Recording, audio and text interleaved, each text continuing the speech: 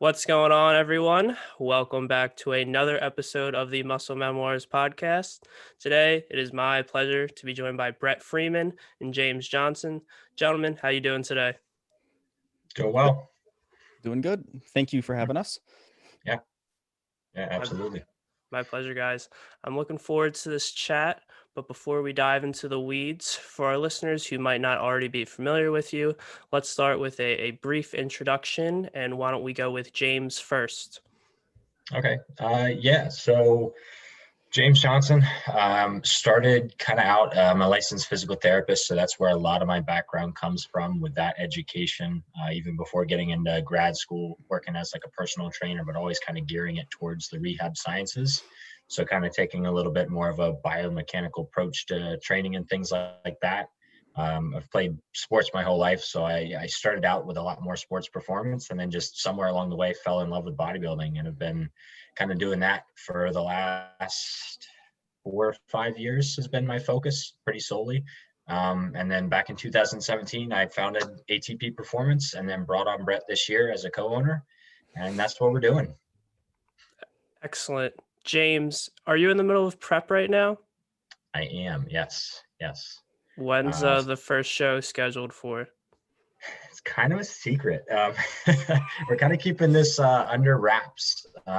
Just one, to take a little bit of pressure off myself, because in the past, this is only the second prep that Brett and I have been working together. Brett kind of saved the tail end of my last 2019 prep. I was self-coached up until then. And I kind of was always experimenting with different things, and I did some protein modified, whatever, the PSMF fasting, and all the terrible things you should never do, because I wanted to experience it before I ever thought of doing it with a client. So long story short, this prep is a much more prolonged, the way you should do it, taking an easier approach. So we're giving a little more leniency on when I actually compete, just knowing at some point in time I will be on the stage, and probably targeting multiple organizations just to kind of see what I like the best. So very cool. And Brett, give the listeners an introduction here. So my name is Brett Freeman. I'm a WNBF pro. I got involved in bodybuilding way back, I would say before social media kind of existed, on the bodybuilding.com forums. Brad Loomis and Alberto Nunez found me prior to 3DMJ, and Alberto kind of picked me up and kind of guided me for my first contest prep, since he kind of saw some potential in me. Later on, I became a part of 3DMJ, and I am still a active member with 3DMJ. I have a background playing sports, so I grew up playing baseball, football, and track. That kind of led me to wanting to weight train to get better, stronger at those specific sports. And I got bit by the bug after my first competition prep in 2009. Very cool, man. I think a lot of people enjoy the history of all this weird stuff nowadays in the fitness industry, right? So we have these podcasts just dedicated to talking about exercise, nutrition, for how to get the most jacked. And we have Fitstagram and everything going on over there. And we just have online coaching in general. And where does that all stem from? And, you know, from what I hear, theoretically, maybe Joe Klimczewski was the first online coach. But when it comes to the first online fitness podcast, I don't really know. But from my understanding, Brett, you had a fitness podcast back in the day. Yes. So actually, it's funny because James mentioned Inside Natural Bodybuilding the other day.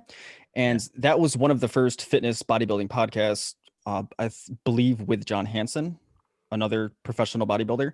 And myself and Zachary Walizada decided way back in, I think it was 2011 or 2012, to start up a podcast, more so evidence-based focused, to kind of not point fingers, but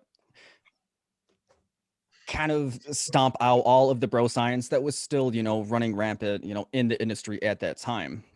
And, looking back on it, we kind of kickstarted a ton of podcasts that would, become nowadays. So Revive Stronger, Steve Hall, Jeff Nippard's I think it was Ice Cream for Fitness podcast. It kind of kickstarted that.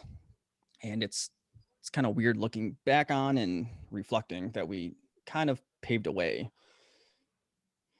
Was there a podcast that you were aware of before you, or was this just kind of like, yeah, let's give this thing a shot? It was the only one that we had to reference was Inside Natural Bodybuilding, but they didn't really dive into the specifics of nutrition or training. And so we would bring on, Brian Whitaker, Lane Norton, Ben Escrow, all sorts of Alberto Nunez, the 3DMJ family, and kind of question them and kind of dig into their minds, the reasons as to why they, go about training and nutrition a specific way. Love it, man. All right, gentlemen, our topic for today is lessons from lockdown. So at this point, during this stage of Coronaville, most gyms are opening back up. A lot of people have made the transition and it's no longer an issue. But when this first thing really came to be, when the storm first hit, there were a lot of concerns about how people were going to train at home with minimal equipment. And a lot of people were like, hey, I have a few bands and I have my body weight. How do I make this work? And a ton of people jumped on that. A lot of different videos and programs out there for minimal equipment. Personally, I was not interested in touching on this for the Muscle Memoirs because at the end of the day, we talk a lot about optimizing things, so to speak, right? And when you're trying to maximize muscle hypertrophy and you only have a couple of bands and your body weight, it's not going to happen, right? It's just like, hey, I'm trying to build a tree house and the instructions say I'm going to need nails, a screwdriver, and a hammer, and I have a hammer. How am I going to build this tree house? It's like, you're not building the tree house, man. Like, let's move on to something else.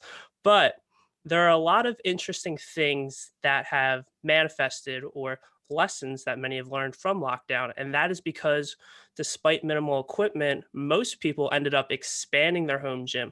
They invested in a squat rack and a barbell, maybe a couple of machines. And despite the limited amount of equipment compared to their usual training routine, following the pandemic, I mean, we're still in it, but when gyms reopened, they said, I think I'm actually just going to stay at home and train with these barbells and dumbbells. And for that reason, I think it's fascinating. I think there are a lot of things here to discuss about the pros and cons of training at home with minimal equipment. And that's ultimately why I have you two on today to talk about your experiences. So, beginning with the nuts and bolts here, and we have a lot of potential routes to explore, but what would you say the main differences are in your training as you're training at home now compared to when you were training in the gym? And James, why don't you start us off? Yeah, I think the big difference is just variability.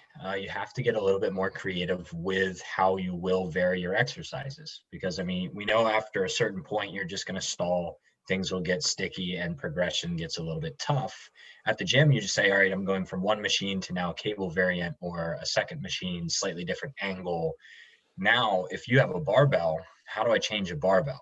I mean, you can add tempos. This is where the intensity techniques really kind of take over. And that's what me and Brett got a little creative with and had some fun with. And I think I've had some really good results with as well.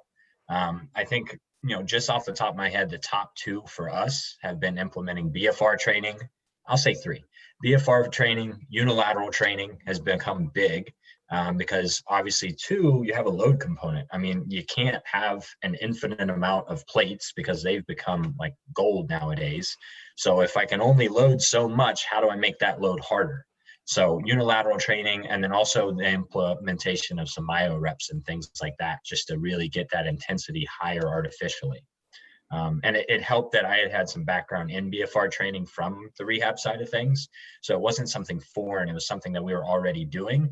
Now just relied on a little bit more, actually. Great. Brett, what are your thoughts here? No, I agree 100% with James. I think this forced a lot of coaches, online coaches in general, to really sit back and critically think how to go about programming, since they don't really have as many tools to kind of pull from when it comes to programming, since you're only subject to a barbell, maybe some dumbbells, and for some, a jug of water. So using approaching programming in a way that you can still kind of, check the boxes for progression. So by implementing tempos and pauses, you can essentially make a lighter load, heavier, so to speak, And then unilateral training is, like James said, been very beneficial, especially for those that don't have access to a barbell and X amount of weight. And then BFR as well. James is actually the only person at the moment that I am using BFR with, but have used in the past for and prehab work. Excellent.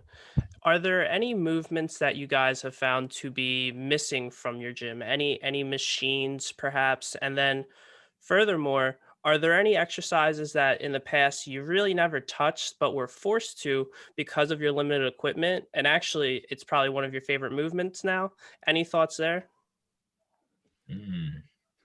I'll let Brett jump into that one first while I think about that. That's a good question. Oh man. I think I'll say this preliminary while maybe he's thinking.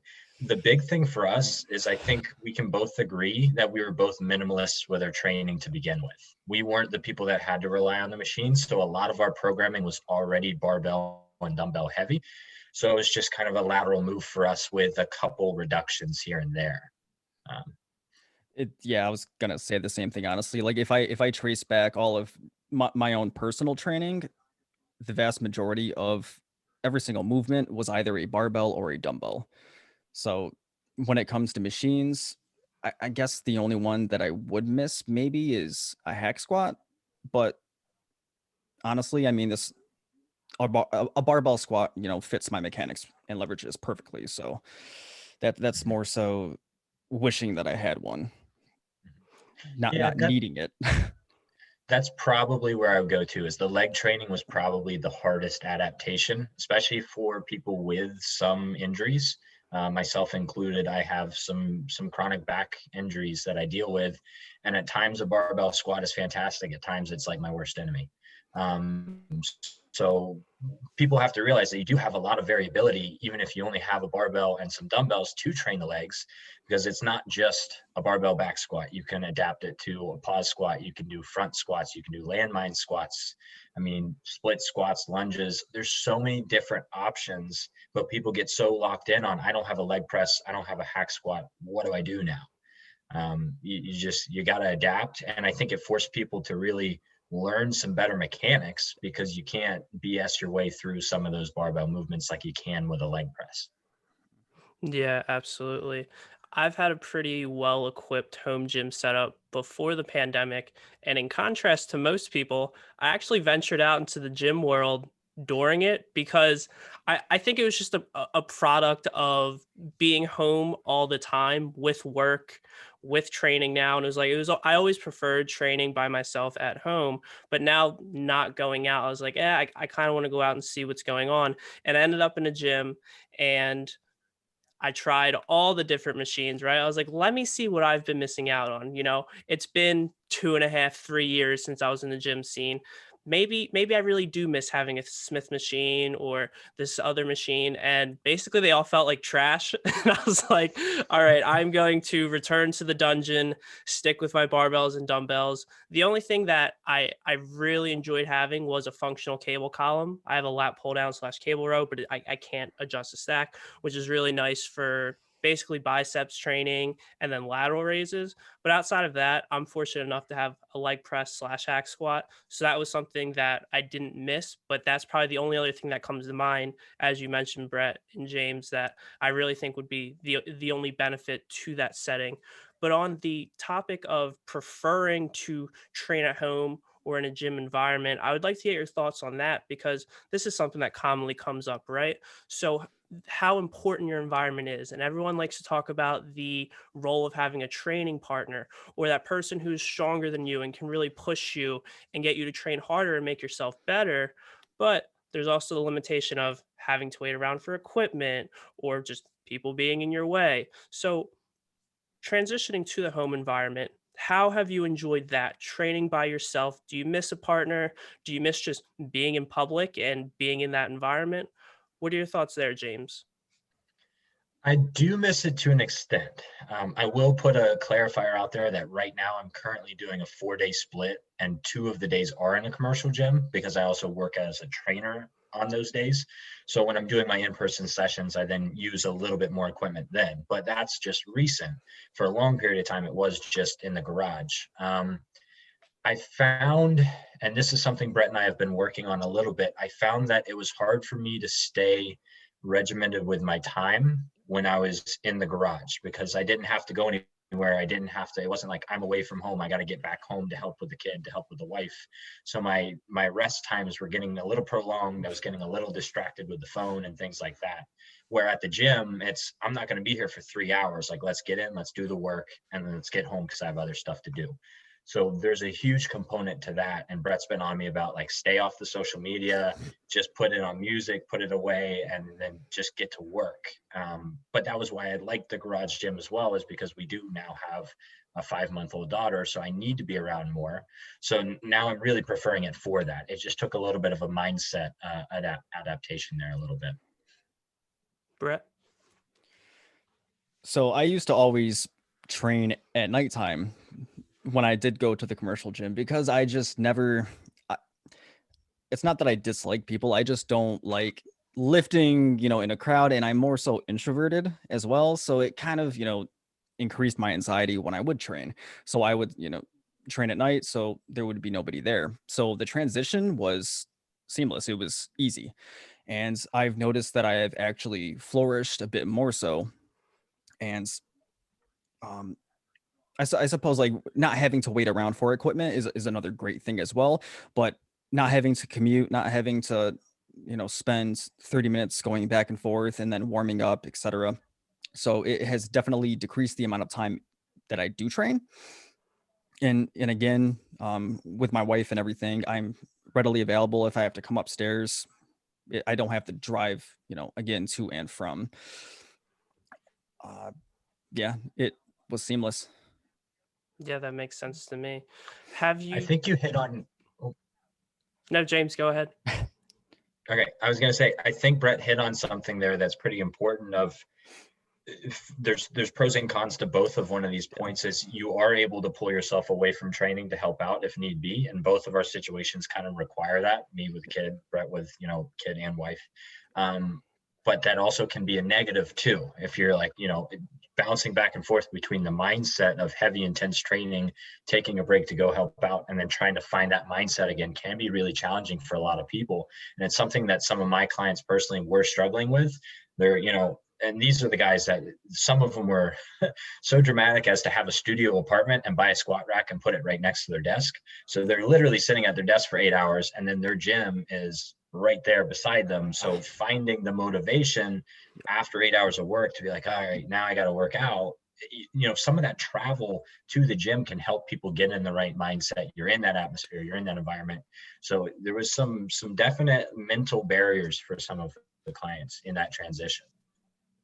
Absolutely. I think it takes a certain personality to thrive in the home gym environment. I think, typically speaking, that is the bodybuilder who's kind of obsessed with this. But I mean, there are a lot of extroverted bodybuilders, right? They do like the attention of being in the gym, other people looking at them. It makes them want to train harder. It enhances their focus.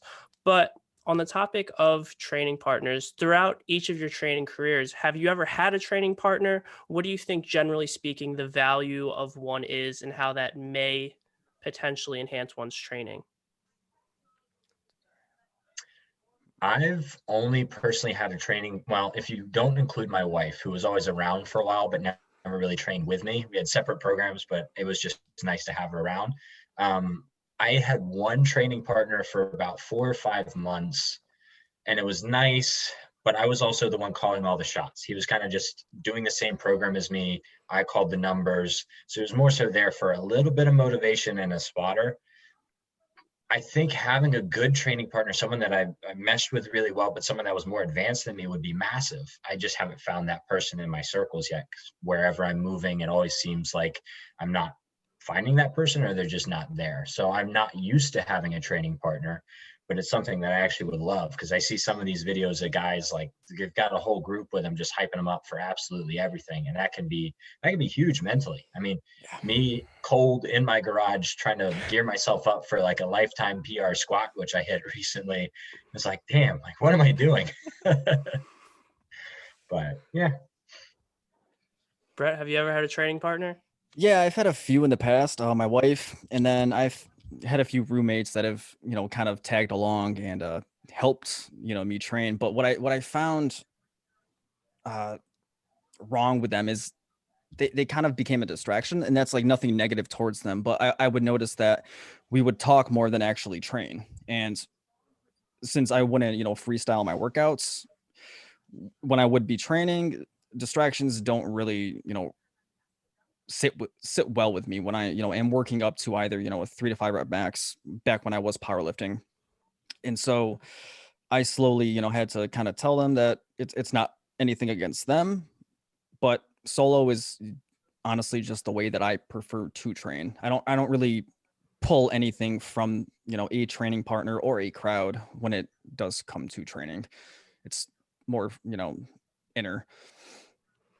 Yeah, I'm very similar. I've experienced a few different scenarios and observed some as well. For example, James, to your point, something that comes to mind is AJ Morris is more or less notorious for training with enhanced athletes. And he talks about how he feels this has improved his training. He has this mindset that there is no limit per se as a natural. And ultimately, he's just trying to keep up the pace with these people, and that's had a remarkable impact on his physique.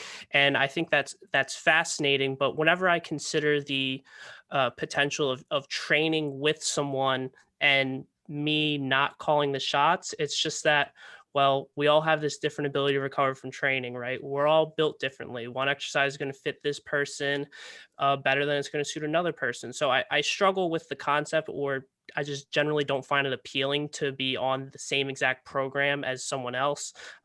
Brett, for the reasons you mentioned as well, just the potential chatting as well. I don't enjoy the distraction, but I have been in gyms that were private facilities and everyone's training, but everyone's doing their own thing. And then people will kind of like stop for a second within their program if one of their buddies is going for some sort of top set or whatever to cheer them on. And I think that can be a pretty productive environment to maybe enhance your gains to some extent. Yeah, I'd absolutely agree. And that's kind of more what I would envision as being ideal, rather than having someone just follow me around as more of a hype squad, if anything. I often wonder too is when it comes to training and social media in general, is training meant to be a highlight reel all the time with the hype squad? Or I mean, is training more so practice session to session? That's sorry. No, I think that's a great point. And ultimately, I think that's one of the main positives of training in your own environment, having minimal equipment, because I think a lot of people get distracted by social media, right? Especially depending on who you're following. It's the workout of the day, it's the new hot exercise. And it's just like, oh, well, let me throw this in the program today. Oh, let me rotate this out. This looks fun. Maybe I'll do that. And it can be difficult to put, you may have the blinders on, but you just kind of want to take them off when you have all of this coming into your vision. Whereas when you just are removed from all of that, it doesn't matter what the hot new exercise is if you just don't have the equipment and literally can't do it whether you want to or not. Hey guys, Mike here. If you're interested in learning more about how to maximize your health, body composition, and performance, head over to hammerawayfitness.com, where you can sign up for coaching or even just schedule an hour consult with me to get some of your training and nutrition questions answered. Also, if you enjoyed this episode as much as I did and would like to further support the growth of the Muscle Memoirs podcast, you can give a donation to the link in the show notes, leave us a review, and or share this episode with your friends, whether that be dropping the link in a group chat or putting a screenshot in your Instagram story. I truly appreciate it. Yeah, absolutely. Agreed. That can narrow it down for sure. Now, this might be a little more of a philosophical topic, but it's kind of centered around the psychology of bodybuilding and how the pandemic has affected that. And this is pretty general or abstract, but I am curious about how the pandemic has affected your outlook on bodybuilding. And that is, a lot of people have dealt with hardships. It seems like every person you know knows someone who is close to them that may have either gotten really sick to the point where they were concerned about them passing away, or they've literally lost a loved one to COVID. So for this reason, I think there are these opportunities now with working from home and being in isolation to really focus on your bodybuilding goals, and perhaps they're even bolstered to an extent because of the isolation and not having to focus on too much. But at the same time, it's possible that just we realize that bodybuilding isn't as important as we might like to think it is. And we really are just almost unattracted to the sport to a degree because there's just so much else going on that's so much bigger than it. But with that being said, fill me in on how you guys have been dealing with the pandemic, how that's affected your outlook on bodybuilding, your goals for it, and everything else. James, this might be particularly interesting for you since you are literally in the middle of prep. Mm-hmm. Yeah. Well, so when everything started, I actually was prepared to prep last year, and we pulled out of it, mainly because, with my profession, it was all over the place. I'm a physical therapist. I'm in an outpatient setting. It was every single day could be different. I could be sick. I was around people that could be sick. There was a lot of stress there. There was a lot of stress of, is my clinic going to stay open? Am I going to be financially solvent? And it was, I couldn't even think about nutrition. We pulled immediately out of the deficit and just kind of let me cruise there for a little bit. And then the weightlifting served as kind of the only thing that was stable at that time. There was so much unknown. And I think that's the same for a lot of people. Their routine was the one thing that they could count on to know what was coming the next day. And we had a lot of conversations with clients about that. But at the same time, we're also a team that's very much founded on putting the person first over the sport. And we do have a lot of lifestyle people as well that aren't competitors, but even the ones that have competitive aspirations, it was always, what do we need to do to support you? How can I adapt my programming to best fit your new schedule, your new interests, or whatever, crises you're going through at that time. So it adapted a lot of things for a lot of people, but I think it also was an anchor for a lot of people, being able to get into the gym, step away from all the things that they had no control over, and control the weight, because that was the one thing they could do. Now, for this prep specifically, it might be a little bit easier, generally speaking, because you're just a more experienced athlete and you have Brett by your side, and that can definitely smooth the path for you. But in comparison to past preps, completely different environment to what we're all dealing with now, how would you compare the two as far as difficulties, or maybe it might be a little easier because, there isn't the every weekend, hey, James, why don't you come to the bar and do this? It's like, we can't go outside, guys. Yeah. That is 100% helped. Knowing that some of the social distractions are gone or minimized has certainly helped. We're not traveling, and that was a big thing with previous preps. We've got a pretty extensive group of in-laws that do a lot of group travel, and we're not near any family, so it was always multiple days gone. And that pulled on us. There was a lot of birthdays of me eating a plain salad out of a Tupperware for like the nieces and nephews and things like that, or like tuna packets and protein shakes all day in the car. So being at home has been phenomenal, but also having a coach throughout this whole thing, someone I can bounce ideas off of.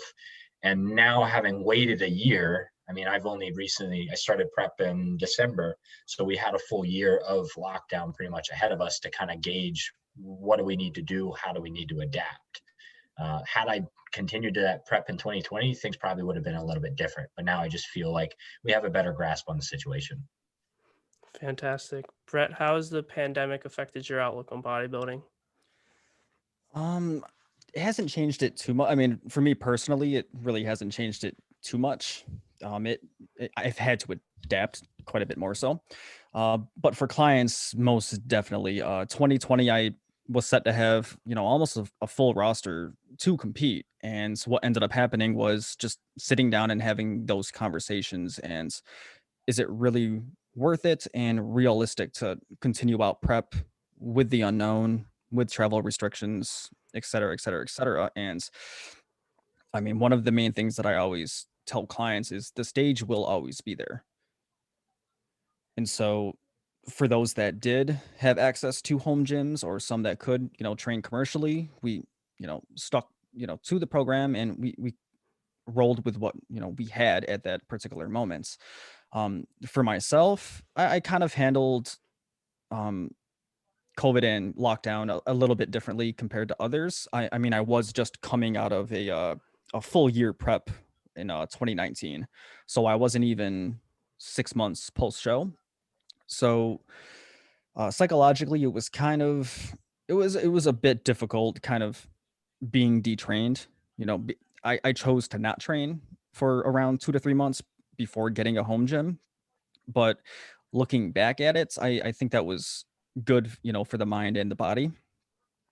And then with work and everything, since working in the food and bev industry, that the pandemic totally interfered with that. So having to work from home kind of became more of a theme from then on. And then with the wife being, diagnosed with breast cancer, having to kind of navigate throughout, COVID along with that, and then having the ability to actually, return to a commercial gym, I chose not to, due to her having, an immune system that was compromised throughout the course of COVID. Yeah, absolutely. That makes a lot of sense. Before we transition to our next topic here, was there anything else that came to mind in terms of how your training has changed or how the pandemic has affected your outlook on bodybuilding as a whole? For me personally, it forced me to get smart about returning to a back squat. It had been, and that seems like such a silly thing, but I had been fighting with my back for a long, long time. So I had stopped squatting heavy in 2018 when that was the last real bad injury with my back. I reached a top, of like 385, and then it just went downhill from there. So throughout my whole 2019 prep, I never squatted heavier than like 225, and I was doing high reps and tempos and things like that. And then when I had so little variability, we got smart with me rehabbing myself, which I should be able to do as a physical therapist. And pushed it a lot harder and forced me to like really, really focus on rebuilding that to the point where I hit a lifetime PR, which was fantastic. We kind of made that a goal, and having that goal kind of kept me on track to stay smart about the way we were programming things for me. So it was nice to see that. Do I ever need to do that again? No. Will I ever do it again? No, because I am by far not a power lifter. I am not a strong individual. I just like to move weight around. Very cool. Speaking of powerlifting, this just came to mind about training. Brett, I've been keeping up on your training a little bit on Instagram, and it's quite similar to powerlifting. And I don't know if you're going to, break one out for the listeners, or maybe I missed the boat and that you're going to be competing in a powerlifting competition, but tell us a little bit about your training. There are some top singles in your program. Is this just a style of training that you've adapted to and learned to enjoy? Do you plan on competing in powerlifting? Tell us a little bit about the methodology here. Man, okay. This is actually the programming of Captain America. So Is that Helms? Yes, that's Helms. Eric is actually handling my training at the moment. I haven't really spoken about it too much on social media. I was debating on it, but I decided not to. But I don't have any meets at the moment picked out, but I do plan on returning to the platform. When was the last time you competed in powerlifting? 2012. Yeah, 2012. I had to check. You had to check his trophy from back yeah. And Alberto Nunez was actually handling my powerlifting programming back then too, so it's a bit different. This one is a little bit. Eric's programming at the moment is a bit reminiscent of Mike T's, just in regards to singles at a specific RPE and then back off work, etc., etc. So you haven't revealed that information on social media. I This have was the not. first time? I have not. I did reveal that I am not competing this year in bodybuilding since everybody keeps inquiring, and I guess I understand. I just think it's weird. But in terms of meets, I haven't picked one out, but I do plan on competing in maybe quarter 3, quarter 4 of this year. So What would that be? Would you be an 83 kg or 74? 74. 74? Yes. Very cool, man. I guess that's an exclusive for the Muscle Memoirs on what you're up to with training. Let's move on into something which is pretty hot right now in the evidence-based community. I'm sure you guys will be familiar with this. I think we travel in pretty similar circles, but there's a fascination with the P ratio. And from a practical sense, basically there is I guess the common question of like the past 2 decades, right? Is like, should I cut or should I bulk? And ultimately, if we want to nerd out on this, this gets into the science on P ratio or perhaps lack thereof, because there really isn't any great direct research on this topic. But this has spurred a recent article from Eric Trexler talking about the research, an informal meta-analysis that he and Greg Knuckles conducted, looking at how initial body composition, body fat percentage affected the ability to make increases in muscle mass.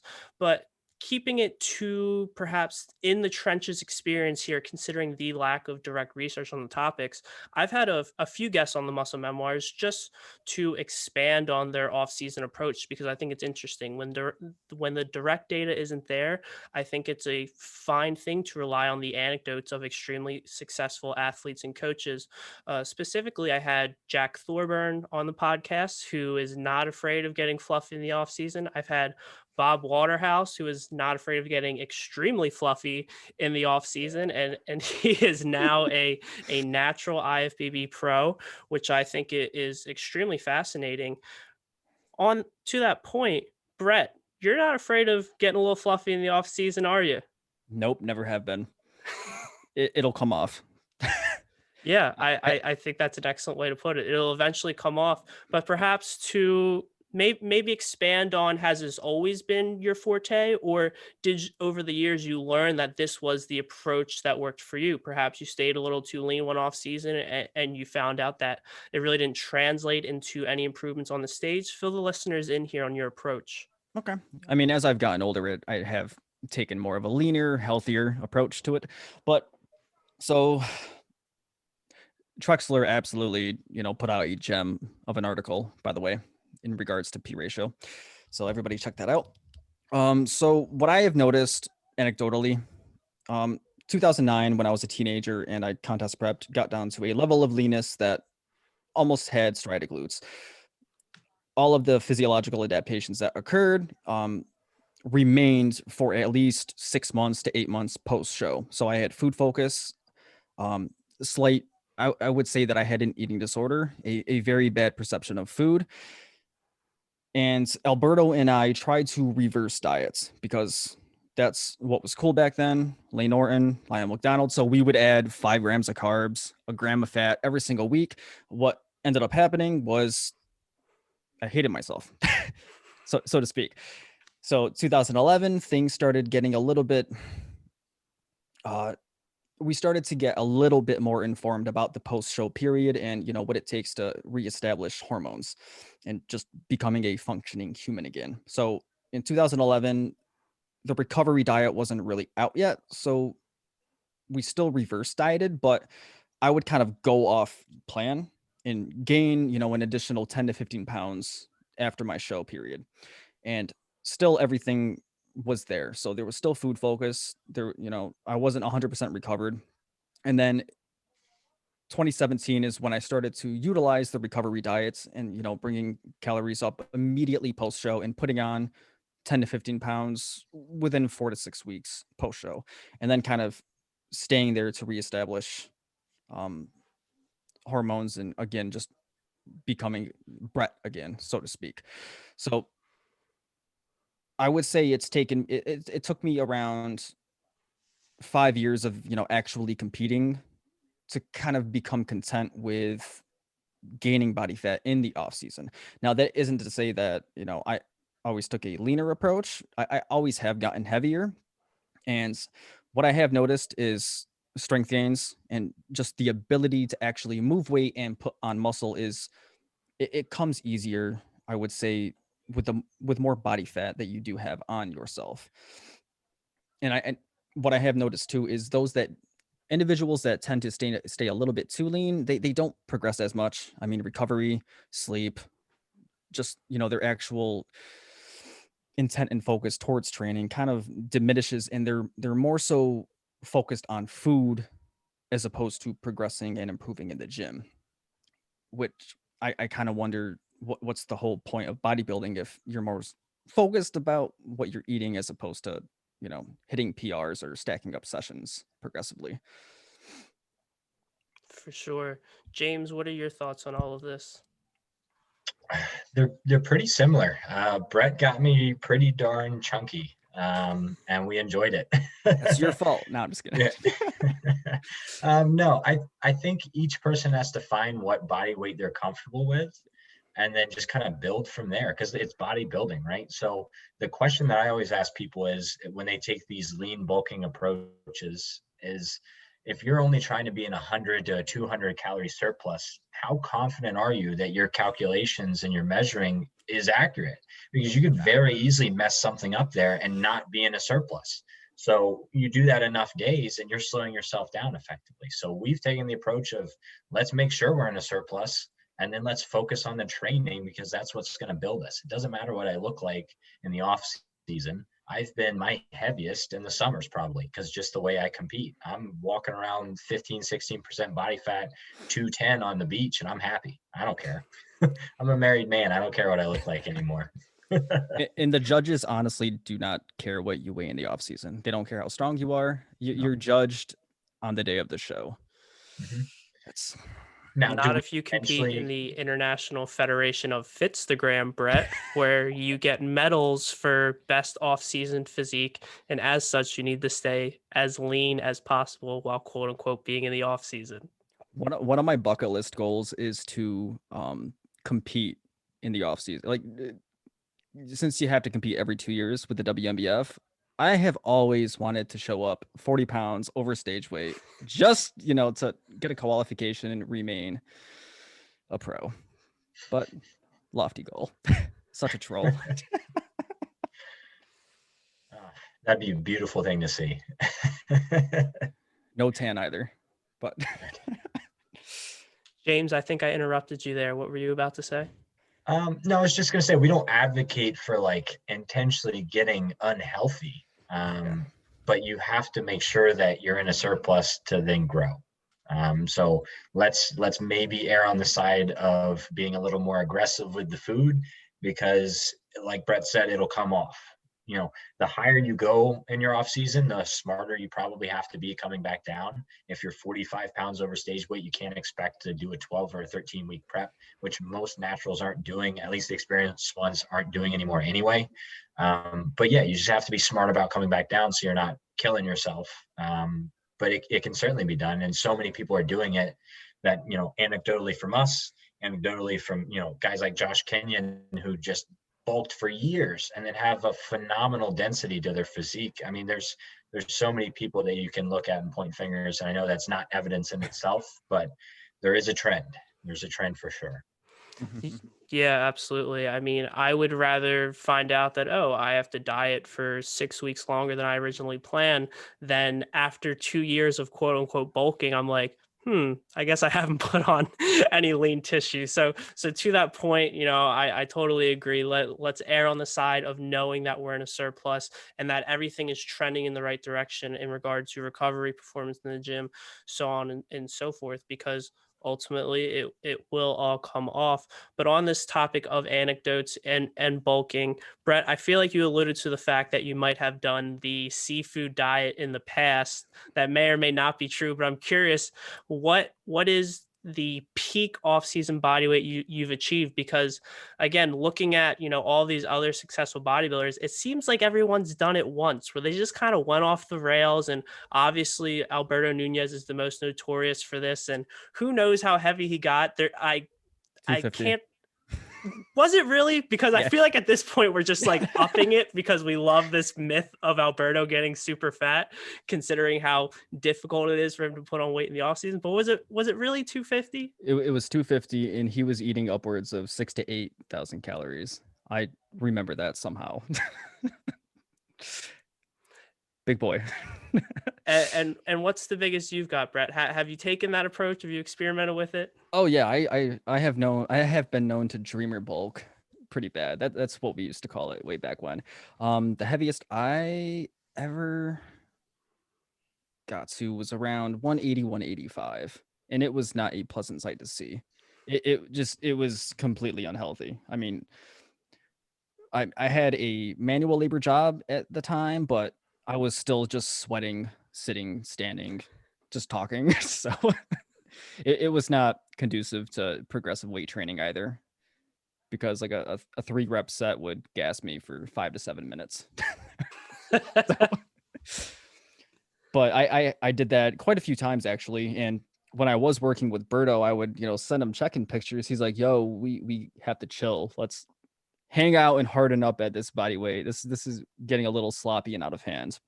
So over, the course of time, I slowly brought my peak off-season weight a little bit down. So now it's, 165 to 175 versus, 20 donuts and 185 pounds. So.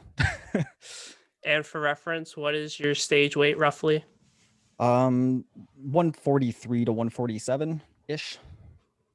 So roughly 30 pounds over. Okay. Yeah. And James, you said you might, be walking around at 215 in the off season. What is around your stage weight for reference? It's been about 165 the last couple competitions, but again, that was 165 in the classic division. So I had more fat to lose, and now that I will be officially doing open bodybuilding for these next couple preps. So that number, we really don't know what it'll be because we know we need to get me leaner, but hopefully 2 years worth of growing, I might still be at 165 with a very significant look different. So. Mm-hmm. With that frame of reference, you're really enjoying yourself in the off season, huh? Yeah. Oh yeah. I'm not afraid of food. That's for sure. I love it. I think this is ultimately a really positive message, especially for people coming up in the sport on the younger side. I think it might have been easier back in, 2010, Brett, perhaps you can attest to this, but when social media wasn't the end all be all, when your business of online coaching wasn't reliant on posting pictures on Instagram of you in really good shape for all of these reasons, when it was just acceptable to kind of hide and not have to promote yourself 24/7, I think it was much easier to embrace the bulk and embrace training and enjoying life in the off season. Whereas now I think staying too lean for the reasons you guys mentioned in your experiences, you might not only be handicapping your gains, but compromising your quality of life during a period of time where you're supposed to be enjoying it because of how rough prep is and how isolating it can be. No, definitely. And it kind of sucks that sex sells on social media. And if you stay lean year round, that apparently makes you a qualified coach, which it just paints a terrible, terrible picture for the kids that are, just starting to get invested in the sport, because they already have this preconceived, thought that, oh, I have to stay lean year round, just like, my favorite Fitstagrammer, and that's how you make gains. And that, stems that could just cascade and just create so many just negative, negative associations with bodybuilding in general. It's terrible. Well, Berto said multiple times, he said, don't wear your abs as an accessory. Mm-hmm. If you're in it for the sport, you're not a lifestyle person who maybe could stay a little bit leaner because you don't want as dramatic change. If you're in it for the sport of competing, you need to optimize things, and being super lean, probably not optimal. It's not conducive. Yeah. Sex definitely sells though. The evidence of the minimal number of followers I have and the high number of off-season photos that I post. I think I'm scaring people away there. James, I think that was really well said. It's ultimately how you view partaking in physique sport. Do you view it as a sport, or do you view it as a way to make money? Do you view it as more of a lifestyle? Because those are very different. And I think, anecdotally speaking, if you look at the lifestyle fit fluencers, they might look great, but they've looked great the same exact way for about a half a decade. Yep. Yeah. Spinning their wheels.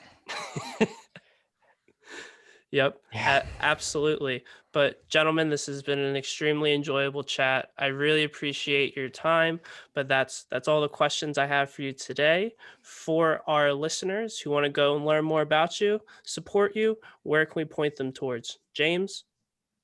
Yeah, so we've got our website, and that's the team me and Brett are head coaches of, atpperformancellc.com.